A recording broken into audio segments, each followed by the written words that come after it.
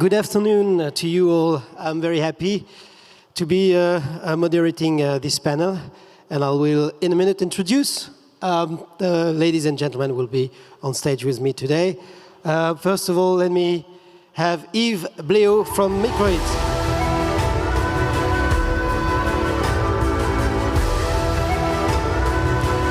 From UK, Garett.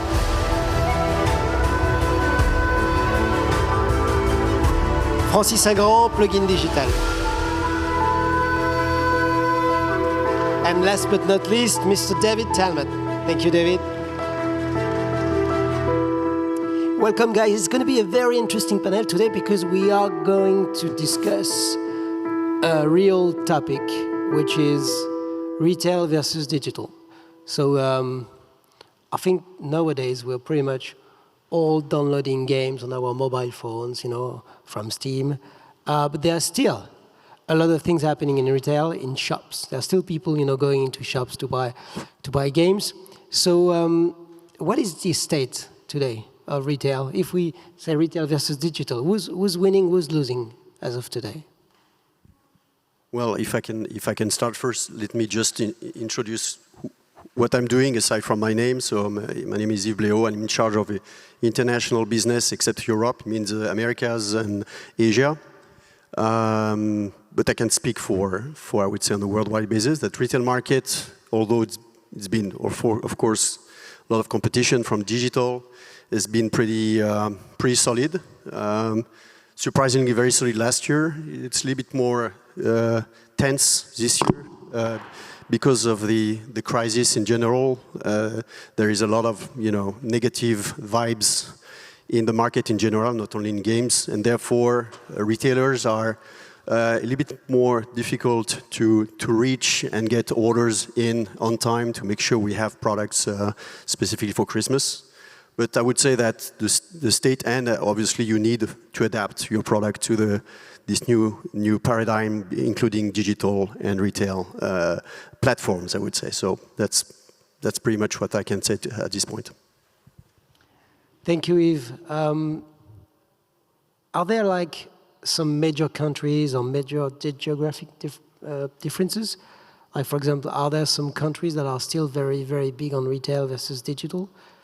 Actually, yes. There is the pattern is pretty much the same all over the world, but there are still some countries where it's different. I had the chance to be in a Tokyo Game Show 10 days ago, and I spoke with a lot of actors of the industry, and they told me that the lifetime sales of a game, it's still 50-50. So 50% digital, 50% retail. There is they still buy a lot of boxes in Japan. And so that tend to prove that retail, I think, is not dead.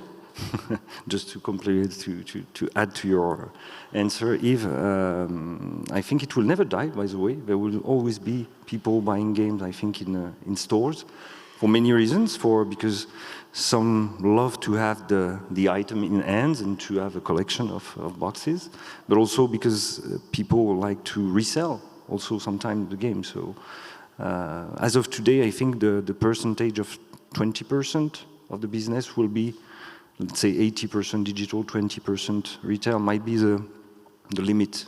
It's my guess. From our side, we are mostly working on indies, and of course, indies is more for digital right now. But retail is still interesting for us, especially limited edition, like what we can do with several companies like Limited Run, etc. It's good additional revenue and additional visibility for our games, because indeed it's very important to say to go on retail, you need to have a certain price point. It's hard to put on retail 50 euro games. So that's why for indies we are more exploring limited edition most of the time. It's interesting because you were the first, Francis, to decide, over 10 years ago, to say to yourself, okay, yeah, I'm going to be focusing on digital. So where did this crazy idea came from over 10 years ago? How did you wake up one day and say, hey, this is where I should go? Maybe because I am a crazy guy like you. No, previously I worked for Nextway, so we already worked a bit on digital stuff, and I really believed in cloud gaming. 10 years ago, I worked with OnLive, Gaikai, G-Cluster. They are all dead today because they were here too soon. But I really believe it was the sense of history for video games to go in digital.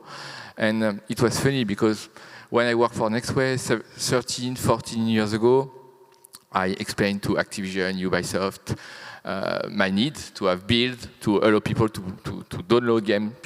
And people said, no, are you crazy, piracy, etc. No way, absolutely no way. But I really believe it was a sense of history to go in this direction, like what we saw in music before, for instance. So I'm gonna talk a bit with Megan. I've been very lucky to work with you when we were both at Sega, and I remember that Sega was one of the pioneers in terms of mastering the Steam ecosystem, because most of their games were always in the top 10. So you decided to completely shift to a full digital company. Could you tell us a bit more about you and your company? So again, kind of like Francis, and similar instance such as like Nextway and other providers, what we would do is bridge the gap between publisher and third-party channels, basically doing all the work and bringing them the distribution channels without them having to manage 30+ e-tailer stores. So obviously we've completely seen the shift over the years, especially to digital, and especially with the COVID-19 outbreak, we saw a complete rise in digital products being sold, and the sales grew quite dramatically.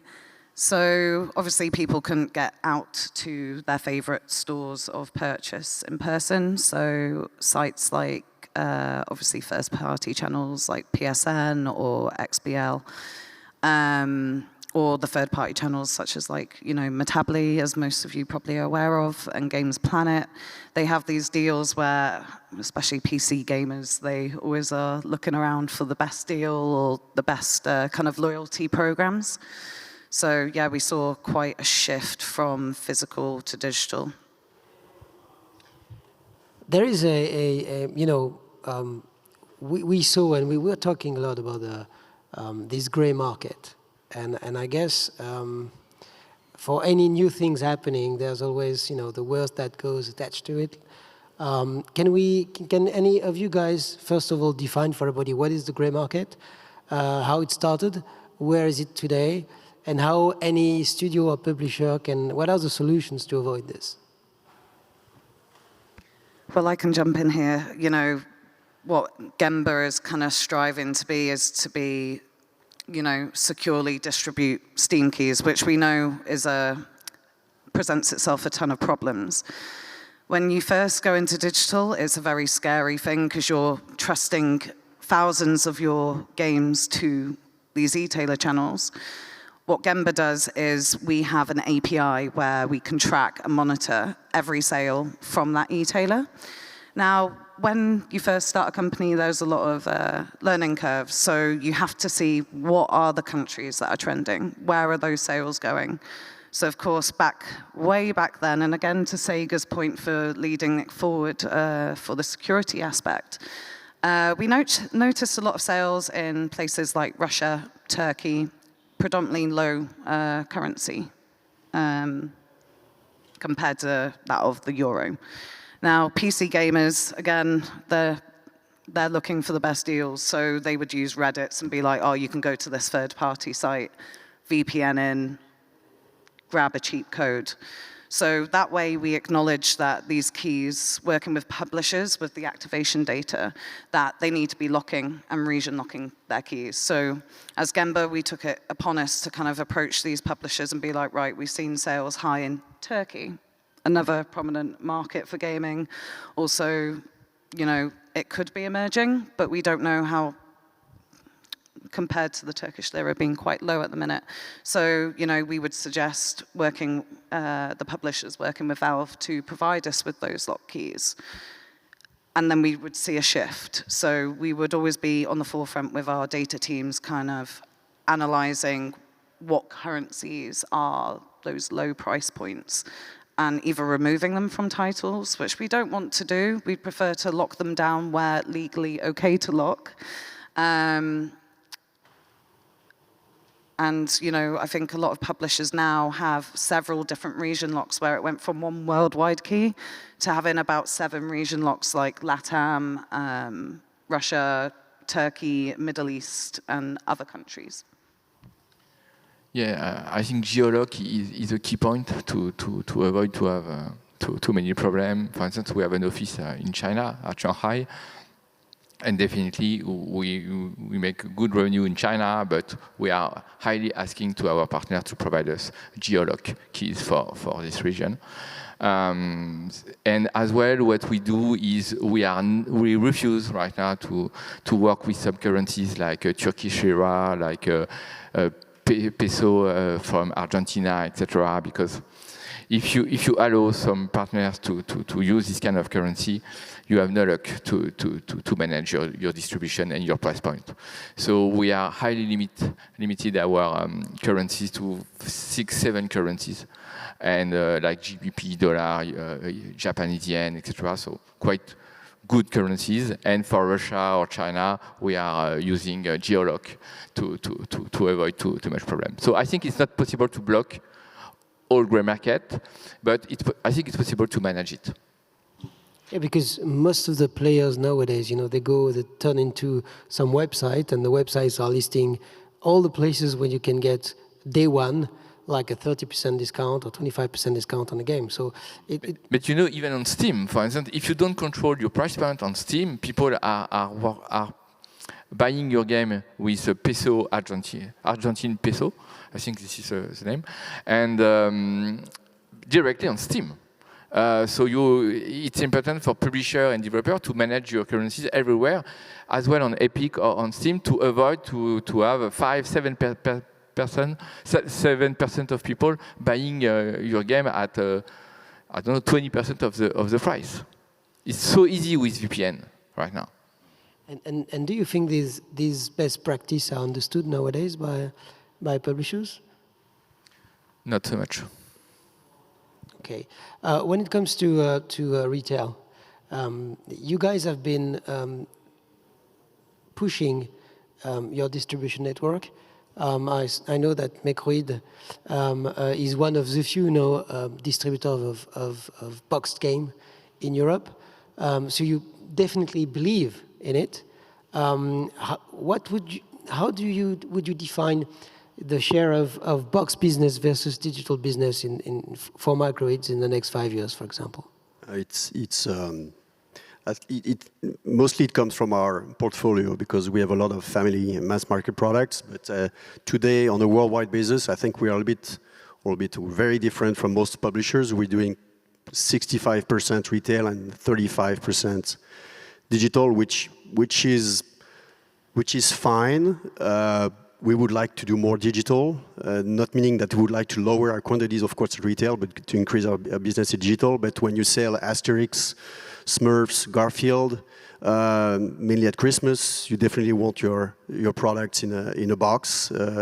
You add some value, as Francis was mentioning it, by adding steelbook, art book, figurines. And by the way, one of the direction we're taking, which showed our commitment to retail, that we just bought a company called Plastoy who's doing only figurines. So all our figurines that you can buy in our products are made by us. But definitely, I think the segment we're tackling, and of course we're doing adventure, a few gamers game like Shifu, like on physical, like Fist, like other products like this. But our portfolio is redefining today our ratio between retail and digital. And the challenge won't be to increase specifically Smurfs on digital, is probably to creating content that would be more suitable for digital. And at the same time, we will always push the product at retail. Just a note also, it's just for Nacon. So Nacon, we are publishing different kind of games, and we noticed that on the first month of the release of a game, the business is really 50-50 digital retail. Then on the first year, we are more on 70-30, 70 digital, 30% retail. So, but still on the first month, the retail is really important part of the revenue, of course. But yeah, as I said, on our side, we're more on a 70-30% for a game, but also on the overall catalog. The more games you have on your back catalog, the more, the biggest the digital part is, of course, because year after year you accumulate revenues from old games that are only selling on digital. Thank you, David. Since we have no distribution channels, digital distribution channels, we have been able to play games that never existed before at retail, just because we have so many games to having access to the market. How would you? Is it possible to move from digital back to retail? What's the process? Do you wait for a success as a digital distribution and then move it to retail? What is the strategy here? Well, if I can speak for Microids, it's a question of product. If you take a product like Shifu, made by Slowclap, has been published by Slowclap on digital. They came to see us to see if we wanted to do a physical version, and the product was launched like 3 months before the physical launch. But actually, it was a blessing because, as you know, the game was immensely successful on digital, and therefore we created some added content. I'm sure that even people who played the digital version bought the physical version because we created some, I would say honestly, without being arrogant, some nice product for the retail market. And so in this circumstance, it's a good thing. If the product doesn't perform at digital and you launch it in digital before, it's definitely it become a handicap. Probably the ideal scenario is to ship simultaneously, but then you get issues with your own corporate governance when you have a product that's supposed to be released, could be released on digital, let's say November 1st, but then the physical is not ready, but you want to do some business on digital, because it's the end of the year, and therefore you may decide to launch 1 month before your digital version of your own product, and then launch the physical version later on, which is an additional risk. And we all know that retailers don't like this. But it's a day-to-day battle, internal and external, depending on the production process. I don't think there is any rule, Stéphane. I just believe that you have to, as a publisher, you have to follow your lead, your feelings at some points, which is part of the experience you gain when you get old. And from there, you make a decision and you see what happens when you do the post-mortem. I'd like to actually add, interestingly on your question, is that we signed with Bungie a couple of years ago. They're one of the partners I manage. And predominantly on their PC is digital. They wanted 1 year to release a statue, which they are amazing, these collector's editions.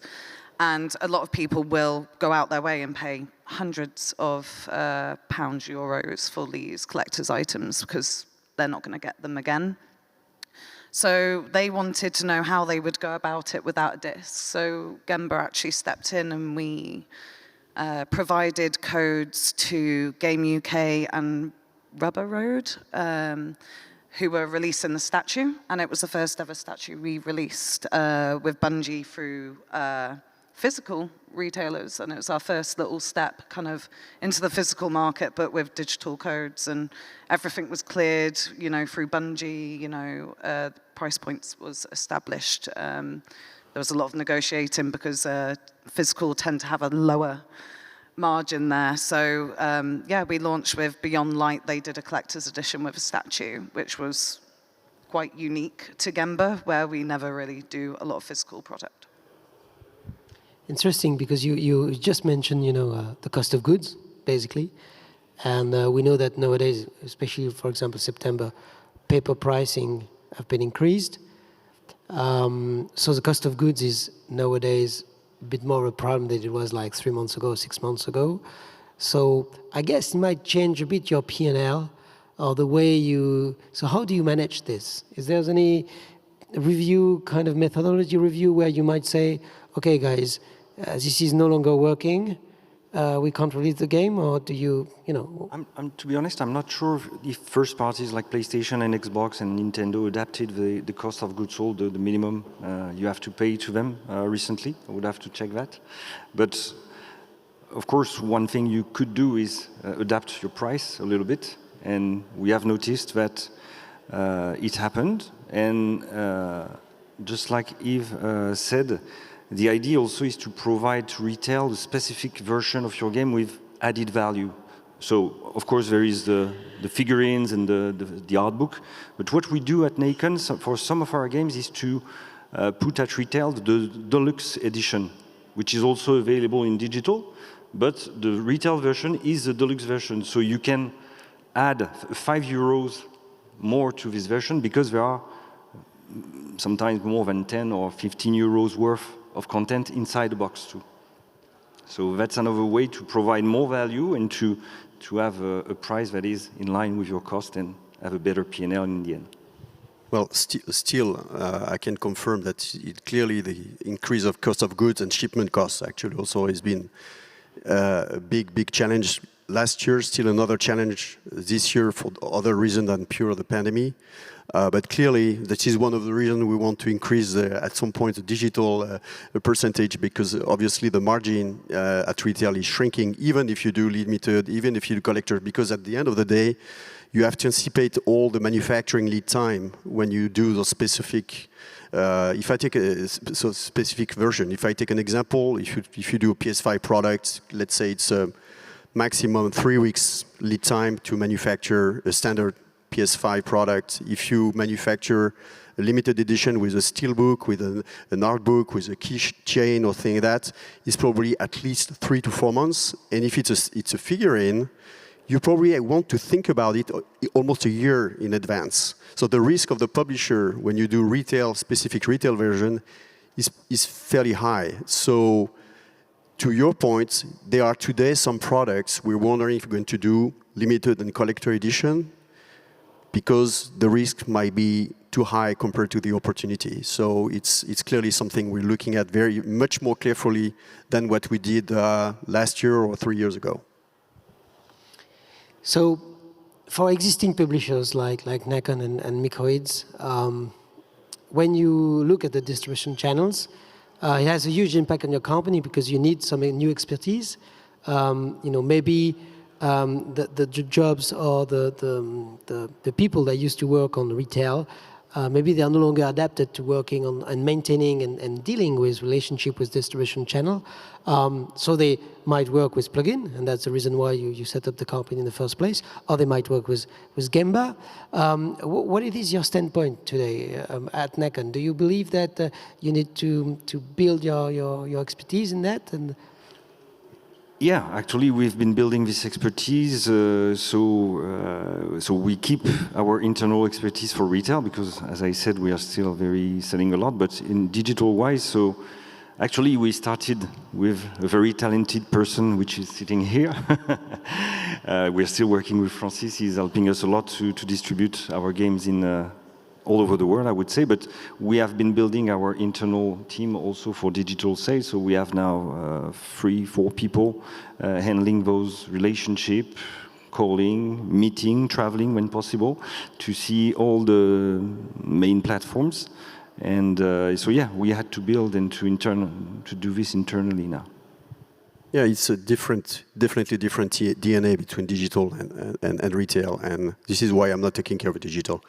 No, more seriously, of course, we understand the importance of digital, and therefore you have to create a special division with people who have these, reflexes that they can apply to digital business when retail people would do like a classic marketing campaign, then you have to be much more creative with the digital. And actually, as we all know, digital marketing is helping retail marketing. You have to consider that as a whole. So it's very, at the same time, it's competitive, but at the same time, it's very much intricated together. And this is why actually retail is still very alive, because it's a great marketing tool even for your digital business. So it's kind of a wedding that is lasting still for a long, long time.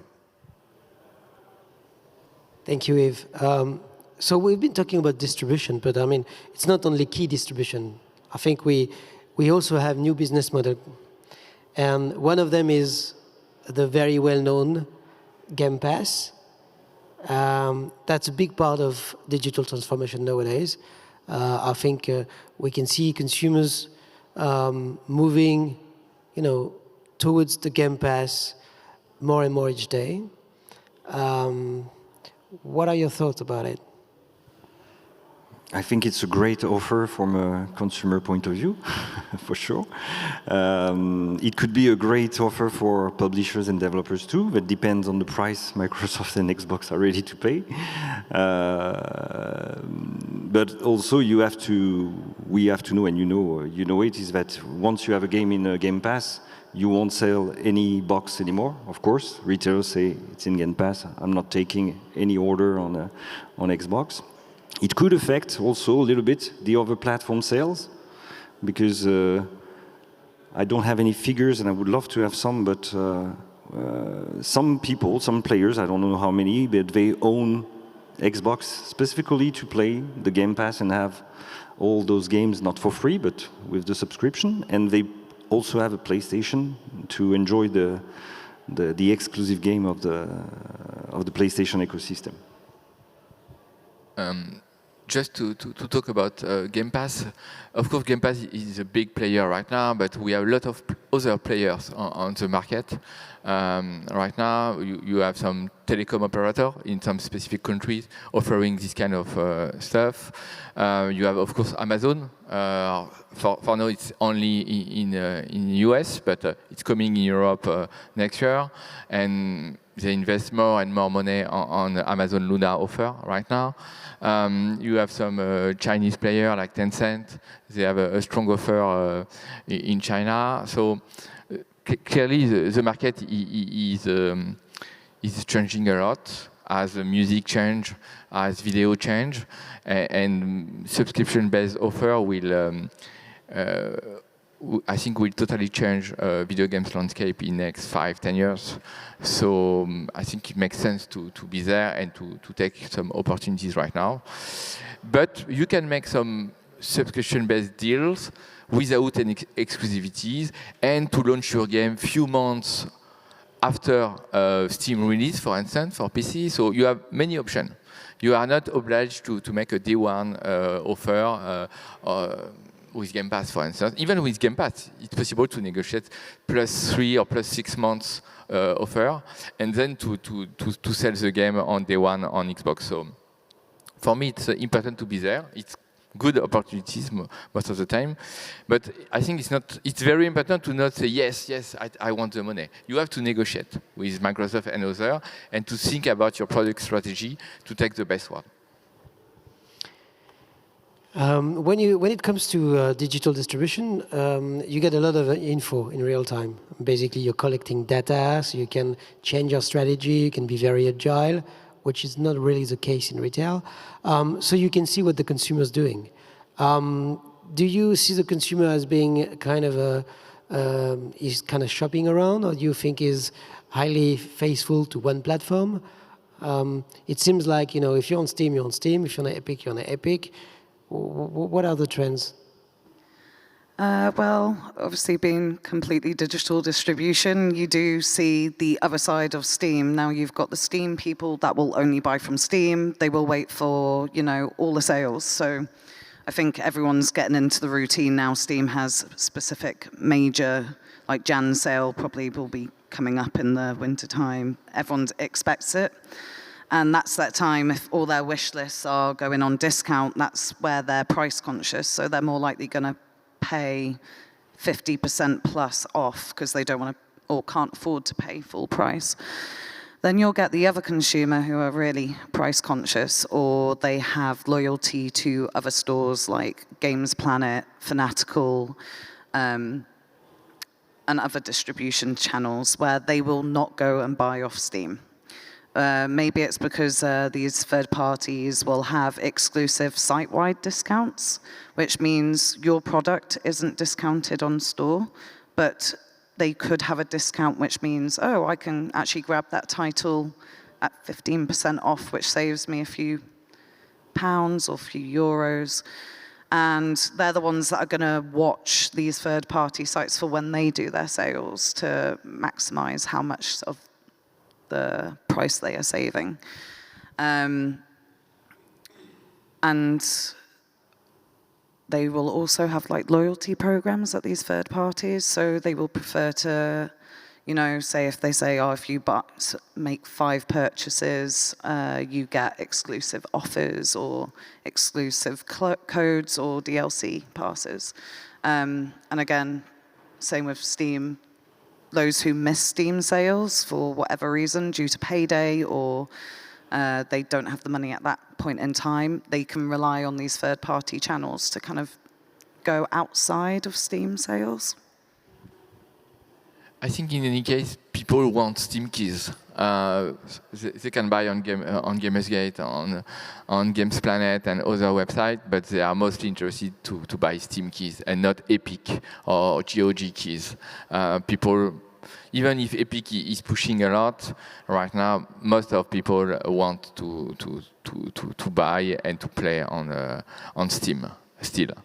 And even if we are in touch with Humble Bundle, etc., to make bundles, they are not interested to provide Epic keys because consumers don't want this kind of stuff. So I think Steam is still very hegemonic on PC, and they are very aggressive as well in terms of sales, promotion, opportunities. So a lot of people are really happy to buy on Steam.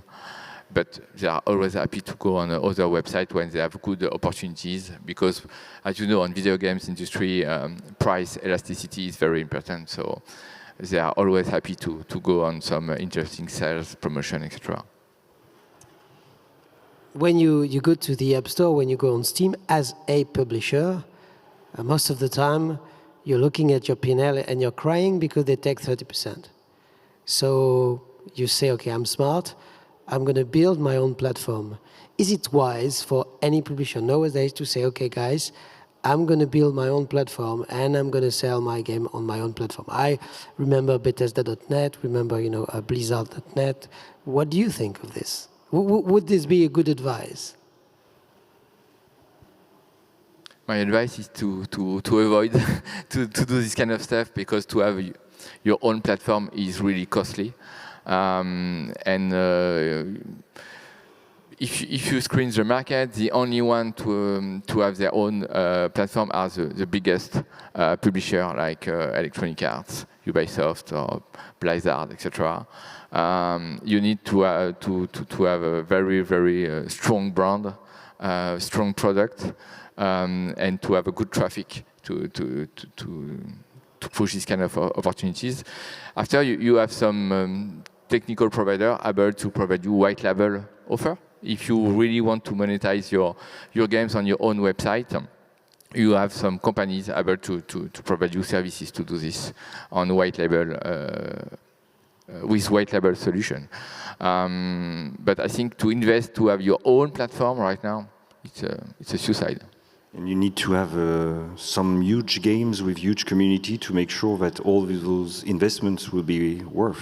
So on our side, we don't plan to do it. What I think it's important, you were talking about data, is like having a kind of launcher, where you ask the people to log in and to create accounts just to gather data about them. That is not about downloading and revenue, but that is about gathering data, knowing your consumers and creating a database. That can be a first step, let's say, for future sales, I would say. Yeah, I think we, as a publisher and a distributor, we have to protect also retailers the market, which means that not unlike what's happening in the cosmetics when you have still you can buy on Dior.com your product, but at the same time they're protecting the prices is usually the same or even higher than what you have in Nocibé or Sephora or these retailers that are working for them. I think you can create your platform using white label exactly, Francis, but it has to be kind of very marginal. It can maybe give you some data on how some consumer behave. You can offer digital and retail at the same time.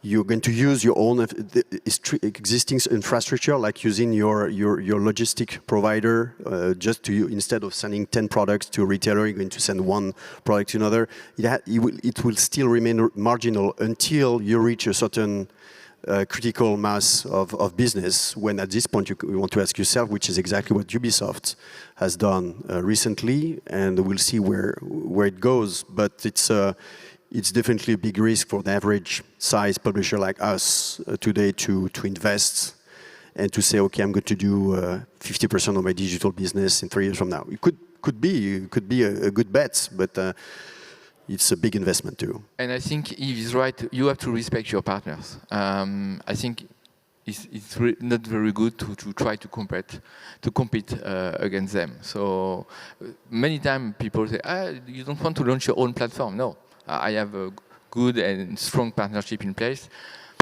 I don't see the point to compete with them. I'd just like to chime in here as well. Throughout my years of experience, when you start removing content from big platforms where people like going like Steam, you might upset your community as a publisher. And what I have noticed after some publishers have removed their games onto their own launchers, they have recently maybe started putting them back on Steam because they've realized they need to focus on where people are buying. So yeah, I've seen it over the years of experimentation of wanting your own platform, but again, you don't want to alienate your consumers where they may look at Steam, or they may go to a Fanatical or a Gamersgate, or they might go to Epic if they've converted. And yeah, so I would be, if you want to do your own platform, you need to offer something unique, but I don't think you should be removing it off current platforms. So with these new platforms comes new forms of doing business. And there's something that retail never had, that digital has, is the fact that if you're on mobile, you can soft launch your game. If you're on a digital distribution platform, you can do early access. And early access is a bit of a game changer, because we had early access for 6 months, no 1 year, 2 years. I'd like to have your opinion on how this has impacted the way we're doing business. Obviously, for retail, it has. What do you think about those new forms of distribution of business model? Specifically about early access? Early access, soft launch. So soft launch we don't do yet on mobile, but yeah, early access is something that is really important, I think, for some games where, of course, it depends on the game. When a game needs some balancing, some feedback from the players, multiplayer also, it's really important. We are doing more and more of them. We're going to do still a lot next year. And for us, it's a launch. An early access is considered like a launch, so you need to prepare everything, your price, even if your price is often lower than the final price. But and marketing-wise, it's a great tool because you get feedback from the players about the game itself, but about what they like, what they don't like, so you can fine-tune your strategy, your, let's say, launch strategy, when at day one you will have to convert all the people that have wish-listed the game during the early access, but they didn't play because they rather play the final game. So no, it's a great tool, I think. It has to be not too long, I think, because on the dev side, I heard it can be a long run. But yes, I think it's a great tool and should be used when relevant.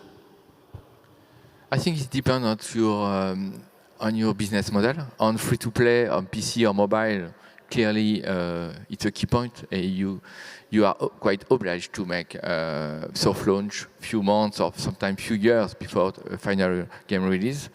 On premium games, I think it really depends on the range of games you want to promote. If you have a strong IP, I don't think you have a big interest, especially if your game is not so good. You don't have a strong interest to make early access. If you have a narrative-driven games, early access doesn't make sense. If you have strategy games like what Shiro do a lot, it totally makes sense. So I think for each product, you have to think about what is the best way to go on the market and what is the best way to get a high discovery rate. And sometimes it could be a demo with the Steam Fest. It works quite well as well for some games. Sometimes it's better to make classic buzz, Discord community. It really depends on games, but definitely it's a very interesting tool for publisher. And in head of distribution, we do publishing as well, and for sure on some games, we are quite happy with what we can do on early access. And know the big monster from the closet, you know. The best, last question before we maybe move to the audience and get some questions from you guys. Streaming. So retail versus digital versus streaming. So streaming has come and gone. 2 weeks ago, really gone. So what? Again, you know, we see a brand new technology, especially we see technology where streaming can make sense, where you see you're watching a Twitch channel, suddenly the streamer said, hey, you can take part of the game, and then you're really into the experience, into the game, and you can play for 2 or 3 minutes. So there comes some new technology, some very interesting technology that you streaming for maybe 5 or 6 minutes. Do you think it's really going to be the next big thing, or do you think it's a long stretch before it's really there?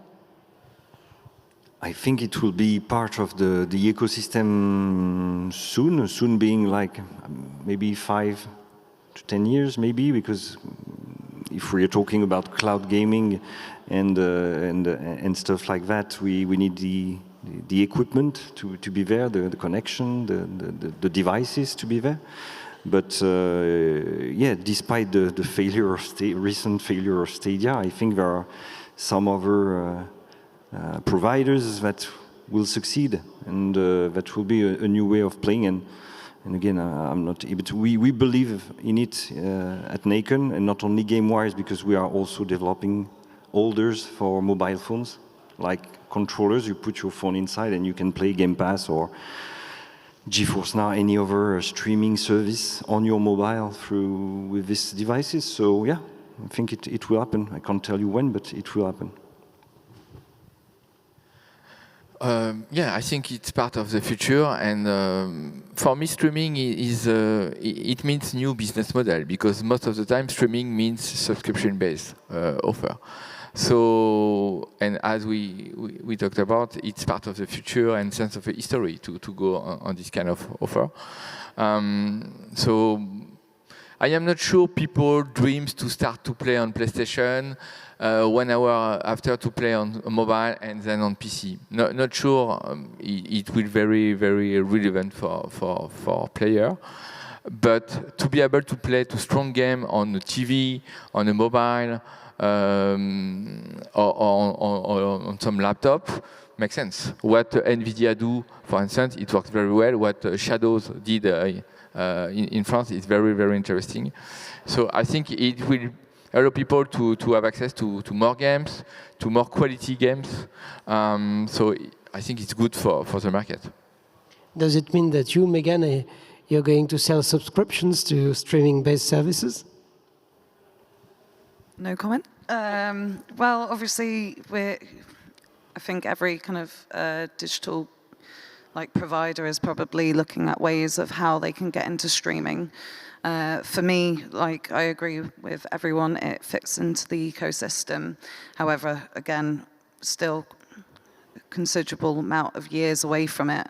My thing is how about costs of games are they're not cheap. If you look at AAAs such as Call of Duties, where they're not cheap. They're the price of a blockbuster Hollywood movie.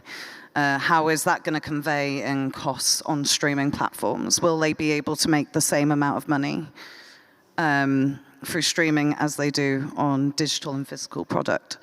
So I'm curious to see how things evolve over the next few years. Definitely want to see what digital providers can do for the publisher. Maybe it's looking at smaller streamers, streaming services, and not just your Game Pass or PS Plus. I mean, PS Plus has gone into doing 3 different tiers where they're pricing each tier in accordance to the games they allow you to play through it. I think it's a good way of getting your game to be seen if you're an indie. But I'm curious to see how AAAs will come into play in the future. Streaming, for me, the first thing is that if you talk about streaming, you talk about pipes, which mean that I think one of the reasons why Google didn't want to carry on was not, but because it was not generating any money. I think it was in some fashion, but not enough compared to what they had invested. And I think that in the long run, they were seeing that they had to build this huge kind of streaming factory, whatever you want to call it. So I'm not in there on their board. So it's difficult for me to guess why they decided to. They say we didn't meet the audience, whatever, which I think is not exactly the point. So first, until the infrastructure is there, I think we're talking about technology, not a company like a business model like a Game Pass. For a consumer, whatever it is, streaming or Game Pass, I think it will be at some point a great proposition, whatever it's a subscription of thing. From a publisher perspective, I'm more not worried, but for me, Game Pass is more a challenge for me than streaming. Because again, streaming will be another way for me to deliver my product. When Game Pass is a business model, can affect my margin because I may at some point have to work only with Microsoft on my product, because I won't have any more choice. I'm kind of describing the worst case scenario, but also it means that I need probably to think already about how I'm going to create my products and make sure I keep my independency as a publisher toward a company like Microsoft or even Sony at some point. So it's streaming is a future at some point, but until you can deliver seamless content to a lambda consumer, it's probably going to be a challenge. Well, thank you so much for this very interesting conversation, guys. I think we learned a lot. Thank you, Megan. Thank you, Francis. Thank you, David. Thank you, Yves. And now, do you guys have any question for those amazing people here?